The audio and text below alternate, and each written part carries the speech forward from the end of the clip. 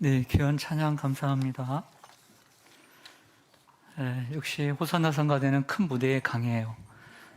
역시 협연할 때 더욱더 아름다운 찬양이 울려 퍼지는 것 같습니다. 연일 폭염이 기승을 부리고 있습니다. 네, 올해도 이게 온열 환자가 3,000명 이상이나 나왔다고 합니다. 여러분들 또 노약자들이나 더위 가운데서 일하신 분들은 몸이 이상하면 참지 마시고 꼭 119로 연락하시길 바라고, 또 아픈 일이 없었으면 좋겠습니다. 늘 건강하시길 바라고, 또 오늘 밤부터는 또 감사하게도 또 비가 좀 오는데 그래도 좀 많이 온다고 해요. 비 피해 없도록 유의하시길 바랍니다. 오늘 이렇게 오면서 우리 김일순 집사님하고도 얘기했는데, 그래도 지난주보다는 그래도 오늘 햇빛이 나지 않아서 그래도 걸어오는데 좀 도움이 되었던 것 같습니다. 우리 서로 인사하겠습니다. 만나서 반갑습니다. 축복합니다. 네, 가끔 목사님들과 만나 대화를 나누다 보면 이런 이야기를 종종 듣게 됩니다. 교회 안에 어떤 청년이나 성도를 가리켜 내 제자인데 하면서 그 제자가 했던 아름다운 선행에 대해서, 믿음의 행위에 대해서 칭찬하는 경우를 듣게 됩니다. 어떤 경우에는 그 교회 장로님을 내 제자라고 말하기도 합니다. 제가 아는 어떤 목사님이 이번에 이제 은퇴를 하시는데요, 후임 목사님을 정했다고 해요. 그래서 그 후임 목사를 어떻게 정했느냐라고 했더니, 전에 내가 다니던 교회 부목사 때 내가 가르쳤던 학생이라고, 그 학생이 이렇게 목사님이 돼서 하면서 제자라고 말하는 것을 들었습니다. 내 제자다. 자, 이러한 표현들은 사실 목사님들이 자주 하는 표현이에요. 여러분들 잘 모르시겠지만 저는 알죠. 근데 학생부 때 가르쳤거나 청년부 때 가르쳤기에 제자라고 부르는 것입니다. 예를 들어서 우리 교회 차준사님이 우리 청년부를, 지금 지각병동 청년부를 10년 넘게 가르치고 있습니다.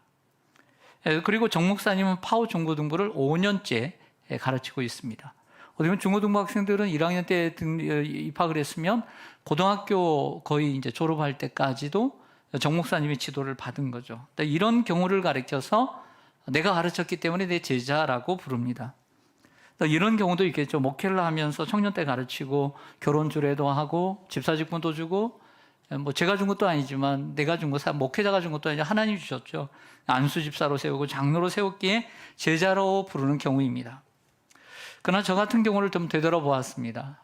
저 같은 경우는 뒤돌아볼 때 내 제자라고 이렇게 이러한 단어를 거의 써본 적이 없습니다.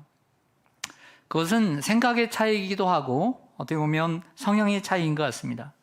저도 얼마든지 내 제자라고 부를 수 있는 성도들이 있을 것입니다. 그러나 제가 그들을 내 제자라고 부르는 것이 중요한 것이 아니라, 그들이 나를 따르고 삶과 신앙을 담고 싶어 하는지가 더 중요하다고 생각합니다. 내가 가르친 것이 중요한 게 아니라 그들이 정말 나를 따르고 그들이 내 신앙과 삶을 얼마나 따르느냐가 중요한 것이죠. 그들은 나를 스승이라고 생각지 않은데 내가 섣불리 가르쳤다고 해서 내 제자라고 불러서는 안 된다는 것이 제 성향이고 제 생각입니다. 그들이 나를 스승이라고 부르고, 또 그들이 또 자신을 가리켜 제자라고 부를 때 저는 그때 그래, 내 제자라고 부를 수 있을 것 같아요. 그렇다고 내가 다른 목사님들을 잘못됐다라고 말하고 싶지는 않습니다. 왜냐하면 그 목사님들도 나름대로 최선을 다해서 그들을 기르고 또 양육하고 헌신했기 때문입니다. 사랑하는 성도 여러분, 만약에 여러분 중에 그 누군가가 저를 스승이라고 불러주시고 또 여러분이 저의 제자라고 불러준다면 저는 그건 영광이라고 생각합니다. 그러나 저는 그것에 연연하지 않습니다. 다만 여러분이 예수님의 제자이기를 원할 뿐입니다. 단순히 예수님에게 배우는 학생이나 성도가 아니라 예수님을 따르고 예수님을 본받고 예수님의 사역을 이어가는 그런 제자가 되기를 원할 뿐입니다. 그러기 위해서는 여러분이 예수님과의 친밀함을 가져야 합니다. 다른 말로 얘기하면 여러분들과 예수님과의 관계 정립이 필요합니다. 여러분과 저의 관계 정립이 있겠죠. 부부도 관계 정립이 있고, 성도들과도 관계, 너하고 나오는 친구야, 친구 아니야, 너는 가까워, 가깝지 않아, 이런 관계 정립이 있잖아요. 그런 것처럼 여러분들이 생각하는 예수님, 주님, 그분과의 관계 정립이 필요하다는 거예요. 단순히 믿는 분인지 내가 따르는 스승인지 관계 정립이 필요합니다. 또는 이러한 관계 정립을 여러분들에게 도전하고 싶어요. 예를 들어서 학교를 이렇게 우리 많이 다녔잖아요. 그러다가 이제 정말 나를 예뻐해주고 좋아해서 존경하는 선생님이 생겼어요. 있죠? 네, 있어야 돼요. 짧게는 1년 담임 선생님이나 아니면 중학교 시절 3년 아니면 초등학교 6학년 동안 그 선생님 아래서 배웠습니다. 단순히 배운 것이 아니라 친밀함을 유지하면서 배웠습니다. 그 선생님은 나의 이름을 정확히 알고 나의 가정의 형편을 알고 내 성향을 알고 나의 꿈을 알고 있습니다. 그 학생은 선생님을 존경하게 되었습니다. 그래서 학생은 자신을 가리켜 그 선생님의 학생이라고 말하지 않고 나는 그분이 내 스승이야, 나는 제자야 라고 자칭했습니다. 이처럼 선생님과 학생의 관계가 있고 그리고 스승과 제자의 관계가 있는 것 같아요. 전 여러분에게 묻고 싶습니다. 여러분, 우린 모두 주님을 믿기 위해서 여기 왔지만 여러분이 예수님을 믿고 그분의 말씀을 배우는 학생입니까? 아니면 예수님을 믿을 뿐 아니라 그분을 따르고 그분을 닮아가고자 하는 예수님의 제자입니까? 여러분들은 어디까지 나오셨습니까? 미국 사우스 이스트 크리스찬 교회의 담임 목사인 카일 아이들먼이라고 하는 목사님은 당신은 예수님의 제자인가? 이 질문이 우리 인생에서 가장 중요한 질문이라고 얘기를 해요. 이 책에서 얘기합니다. 그의 책 팬인가 제자인가라고 하는 책에서 뭐라고 얘기하냐면 우리 인생에서 가장 중요한 질문은 당신은 예수님의 제자인가? 이렇게 얘기를 시작합니다. 여러분들에게 묻습니다. 여러분은 예수님 믿는 신자인지 아니면 예수님을 따르는 제자인지 아니면 그 신자와 제자 어느 그 중간쯤에 있는지 점검해 보시기 바랍니다. 만약에 예수님이 제자가 아니라면 회개하십시오. 잘못된 신앙생활을 하고 있음을 회개하십시오. 그리고 관계 정립을 새롭게 하시고 예수님의 제자가 되기로 결단하기를 원합니다. 만약 그러한 마음이 우리들에게 부족하다면 성령 하나님이 강권적으로 여러분들의 마음, 여러분들이 지금 고민하고 여러분들이 그 중간에서 어찌할 바를 몰라 고민할 때 성령 하나님께서 강권적으로 여러분들 제자의 자리로 옮겨주시기를 간절히 소망합니다.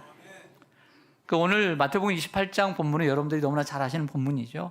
예수님께서 우리의 죄를 위해서 십자가에 죽으시고 사흘 만에 부활하셨습니다. 이 땅에 40일 동안 계시다가 성경에 보면 공식적으로는 12번 정도 제자들과 만나 주셨습니다. 그리고 하늘로 승천하시게 됐죠. 그 40일 동안 승천하시기 전에 한 사건입니다. 예수님께서 제자들에게 너희 갈릴리로 가라. 거기 한 산에서 나를 만나리라. 이렇게 말씀하셨습니다. 그 말씀대로 갈릴리의 한 산에 가서 예수님이 11명의 제자들과 만나서 예수님께서 하신 말씀입니다. 하늘과 땅의 모든 권세를 내게 주셨으니 너희는 가서 모든 민족으로 제자를 삼고 아버지와 아들과 성령의 이름으로 세례를 주고 내가 너희에게 분부한 모든 것을 가르쳐 지키게 하라. 볼지어다 내가 세상 끝날까지 너희와 항상 함께 있으리라. 너무나 잘 아시는 말씀이죠. 이 말씀을 가리켜 우리는 예수님의 위임 명령이라고 얘기합니다. 위임하셨다는 거죠. 교회의 성도들에게 이 역할을 맡기셨다는 것입니다.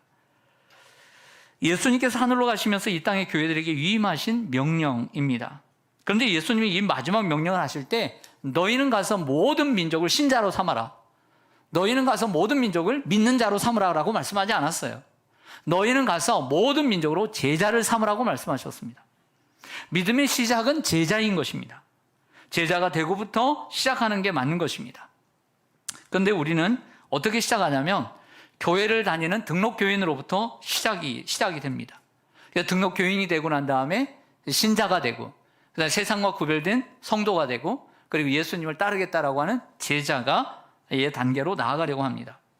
또한 오늘 본문 말씀을 보면 너희는 모든 민족으로 가서 제자로 삼으라 할 뿐만 아니라 내가 너희에게 분부한 모든 것을 가르치기만 하라라고 얘기하지 않았습니다.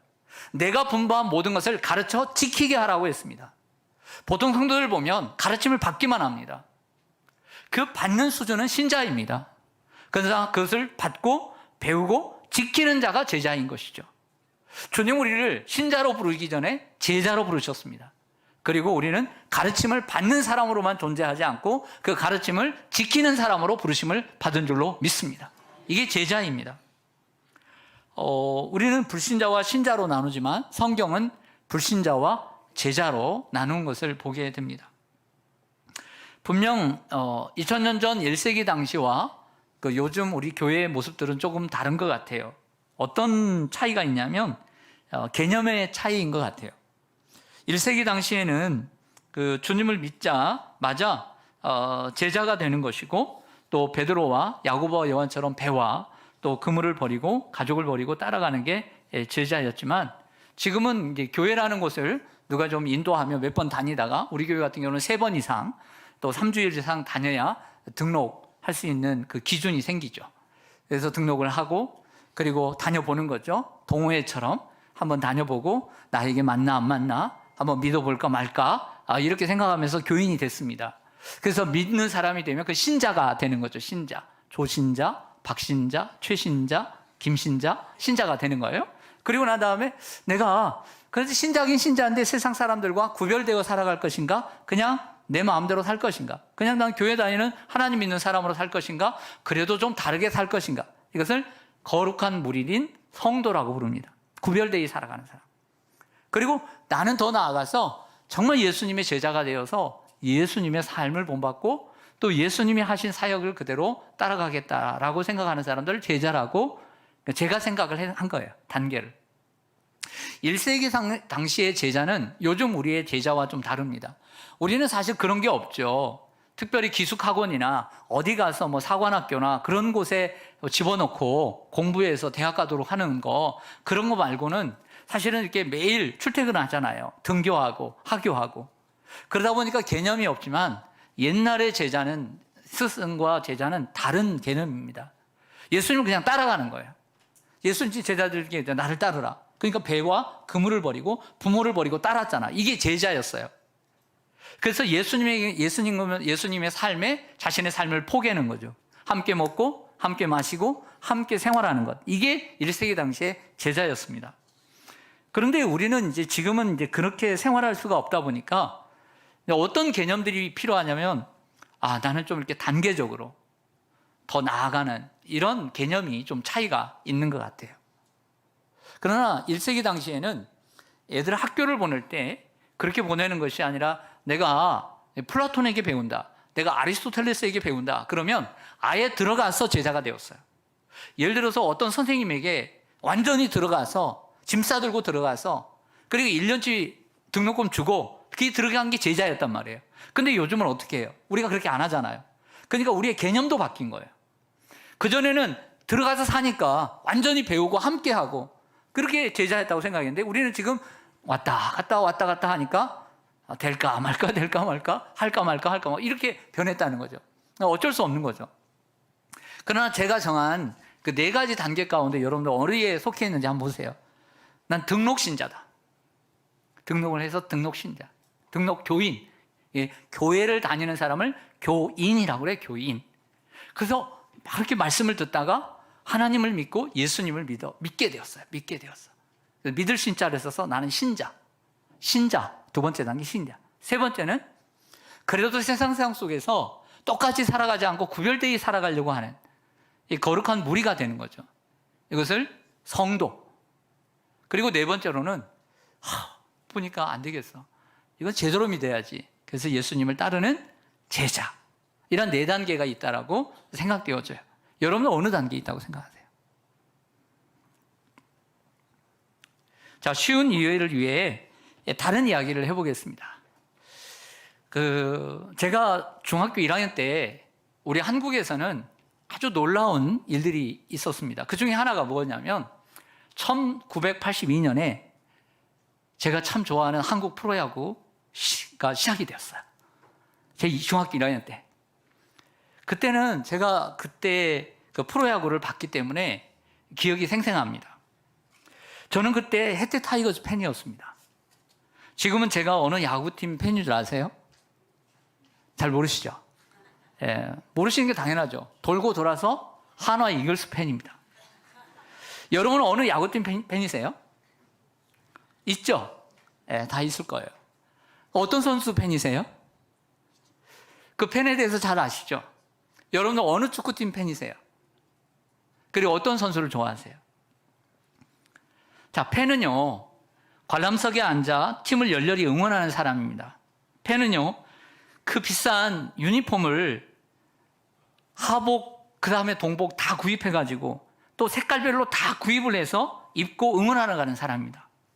팬은요, 경기장에 못 가더라도 응원하는 팀의 경기를 꼭 챙겨보는 사람입니다. 팬은요, 새벽 경기라 해도 그때 일어나서 TV를 보며 생중계로 실시간으로 시청하는 사람입니다. 하지만 정작 경기에는 나서지 않습니다. 경기장에서 땀을 뻘뻘 흘리며 달리거나 경기에 참여하지 않습니다. 선수들에 관해서는 모르는 게 없고 최근 기록을 줄줄이 꿰고 있지만 선수들을 개인적으로 알지는 못합니다. 그들의 노래를 부르고 고함을 지르며 응원은 하지만 경기를 위해 희생은 하지 않습니다. 게다가 응원하는 팀이 경기에 자꾸 패하면 비판하게 되고 팀을 옮기기도 합니다. 팬은 어디까지나 팬일 뿐입니다. 저는 손흥민 선수의 팬입니다. 어제 손흥민 선수가 이제 올 여름에 이적을 결정을 했죠, 미국으로. 또 그것도 가봐야 되는 거죠. 뭐 맨날 소문만 무성하니까. 그가 골을 넣고 경기력이 막 좋으면 저도 너무 기쁘고 내일처럼 행복합니다.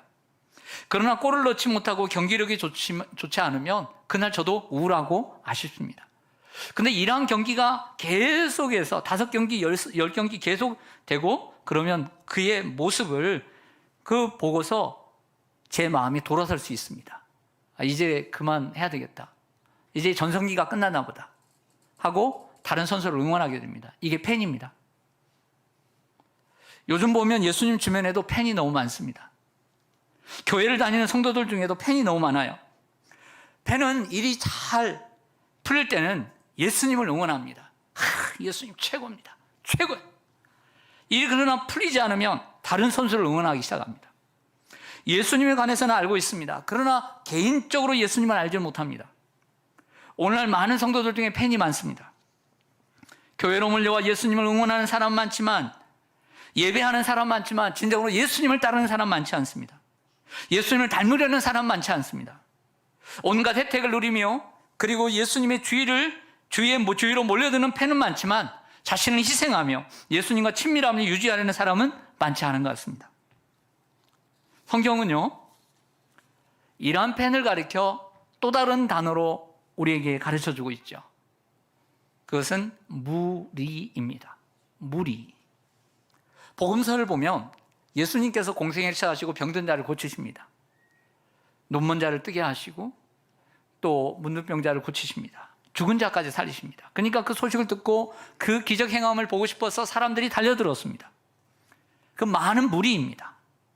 이들은 예수님의 인기와 명성이 두루 퍼지자 예수님을 구경하러 나온 사람들입니다.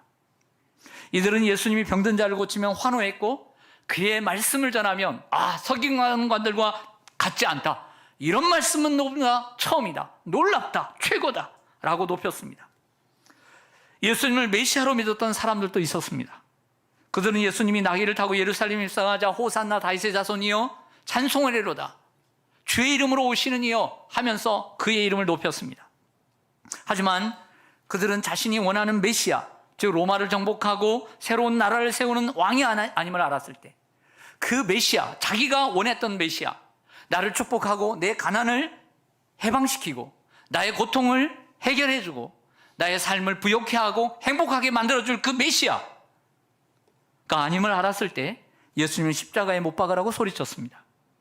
예수님이 심판을 받고 십자가를 지고 가자 그 십자가를 함께 지지 않고 비난하는 사람들과 함께 구경만 하는 사람들이었습니다.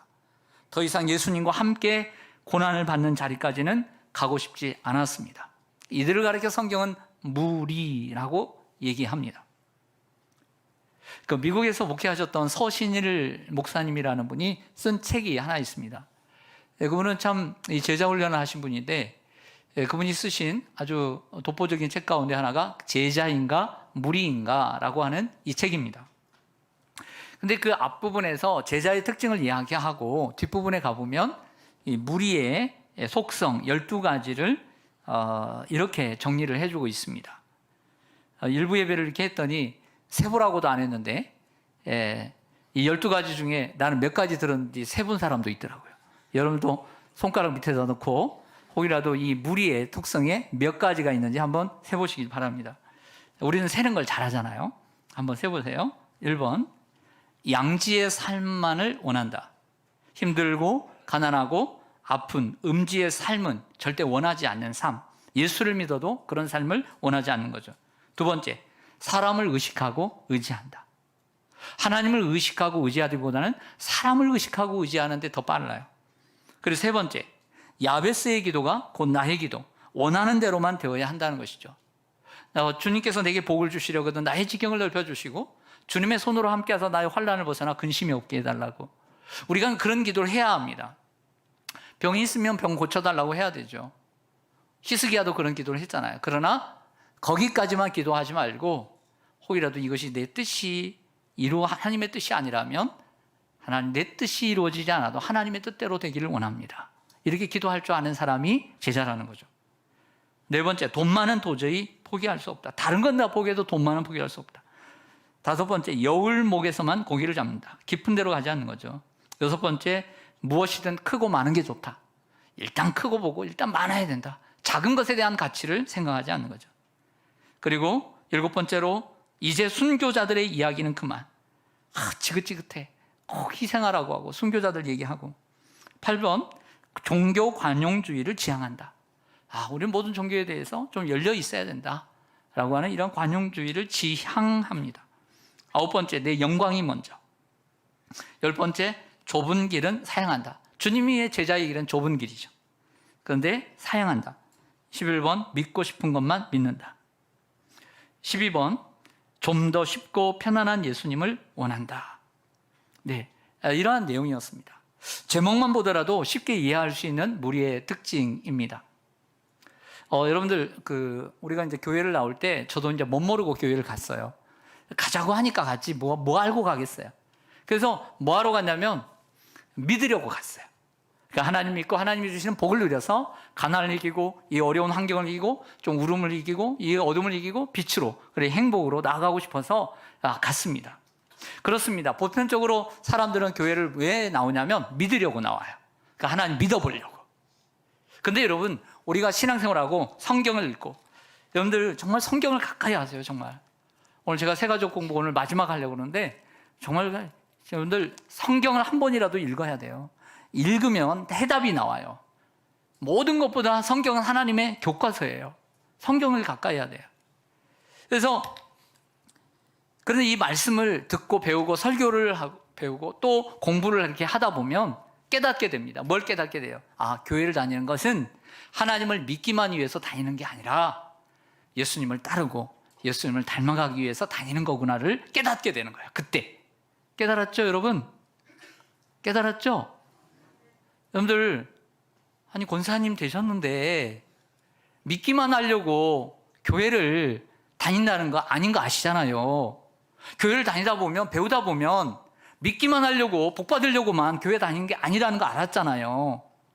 주님의 제자가 되기 위해서 주님이 왜 나를 부르셨는지 깨닫게 되었잖아요. 할렐루야. 성경이 말하는 믿음이란 단순히 머리로 받아들이고 감정적으로 맞아 그래서 눈물 한번 흘리고 인정하는 것이 아니라 믿음의 대상을 실제로 따라야 하는 것이 진정한 믿음이기 때문입니다. 복음서에 보면 예수님께서 나를 믿으라, trust me, 나를 믿으라는 말은 4번밖에 나오지 않아요. 그런데 follow me, 나를 따르라는 말은 무려 20번이나 나옵니다. 여러분, 따르는다는 것이 믿는 것보다 중요하다는 말을 하려는 것이 아닙니다. 믿는 것과 따르는 것이 하나라는 말씀을 드리는 거예요. 교회가 자꾸 주님을 믿으십시오, 주님을 믿어야 우리가 복 받습니다, 주님을 믿어야 우리가 삽니다. 맞죠? 분명히 맞는 말입니다. 근데 그렇게만 가르치면 결국에 교회는 무리를 양산하는 교회, 그런 공장밖에 되질 않아요. 그래서 교회는 예수님을 따르십시오. 우리가 예수님 믿고 구원받았습니다. 그건 예수님 이제 따라야 합니다. 이렇게 가르쳐서 제자를 만드는 이러한 교회가 되어야 될 줄로 믿습니다. 그래야 여러분들, 우리가 진정한 예수님의 제자로 거듭나고 정말 세상을 변화시키는 사람들이 될 수 있지 않습니까? 우리가 예수님 믿기만 하는 무리로 부름받은 것이 아닙니다. 예수님을 따르고 닮아가기 위한 제자로 부름받았다는 사실을 기억하시기를 바랍니다. 만약 어떤 성도가 어떤 집사님이 이런 생각을 하고 있다고 가정해 보겠습니다. 제가 생각한 거예요. 자, 마음속에 있는 거 말은 하지 않았지만 이런 생각을 가지고 있다라고 제가 적어봤습니다. 한번 들어보세요. 나는 창조주 하나님을 믿습니다. 우리의 죄의 문제를 해결해 주시려고 예수님이 이 땅에 오셨고 십자가에 죽으신 것도 나는 믿습니다. 그분이 부활하신 것도 믿고 나는 천국도 믿습니다. 사실 나는 예수님의 열렬한 팬입니다. 하지만 예수님을 따르라는 소리는 하지 마십시오. 주일에 한 번 교회에 가는 것은 괜찮습니다. 그러나 나에게 희생하려는 소리는 하지 마십시오. 예수님 때문에 내 삶이 방해받고 싶지 않습니다. 나는 내 방식대로, 내가 원하는 대로 살고 싶어요. 믿습니다. 그러나 주님의 방식대로 내 삶을 흔들지 마세요. 난 지금이 좋습니다. 이렇게 말하는 성도가 있습니다. 성도 여러분, 혹시 여러분의 마음속에 있는 것을 대변한 것 같지 않습니까? 여러분의 속마음을 들킨 것 같아서 부끄럽지 않습니까? 예수님은 자신을 따르지 않고 믿기만 하겠다는 무리를 기뻐하지 않으십니다. 그러나 그 무리들을 버리지 않으십니다. 그 무리들이 제자가 되기를 간절히 원하십니다. 저도 여러분들에게 원합니다. 저 자신과 함께, 저 자신을 포함해 여러분들이 제자가 되기를 원합니다. 우리 시온산교회 비전이 있습니다. 우리 시온산교회 비전이 있고 표어가 있어요. 표어는 매년 바뀝니다. 근데 바뀌지 않는 영구 표어가 있어요. 변하지 않는. 그것은 그리스도의 생명과 축복의 지경을 넓혀가는 교회입니다. 그래서 끝에는 항상 교회로 끝나요. 그래서 올해는 복음에 참여하는 선교적 교회.